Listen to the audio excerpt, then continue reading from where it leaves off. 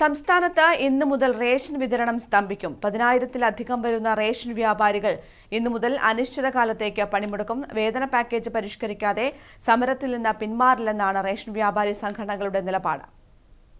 ശമ്പള പരിഷ്കരണം അടക്കമുള്ള ആവശ്യങ്ങൾ ഉന്നയിച്ചാണ് വ്യാപാരികളുടെ അനിശ്ചിതകാല കടയടപ്പ് സമരം. 2 തവണ വ്യാപാരികളുമായി സർക്കാർ ചർച്ച നടത്തിയെങ്കിലും വിജയിച്ചിരുന്നില്ല. മറ്റെല്ലാ ആവശ്യങ്ങളും അംഗീകരിക്കാം, എന്നാൽ ശമ്പളം വർദ്ധിപ്പിക്കാനാവില്ലെന്നാണ് ചർച്ചകളിൽ സർക്കാർ സ്വീകരിച്ച നിലപാട്.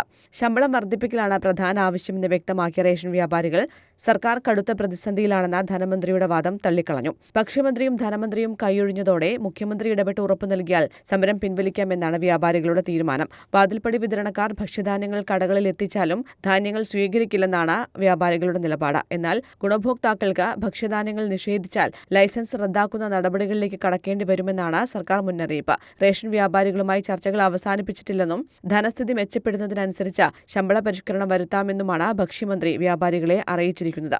News desk, Kannur vision.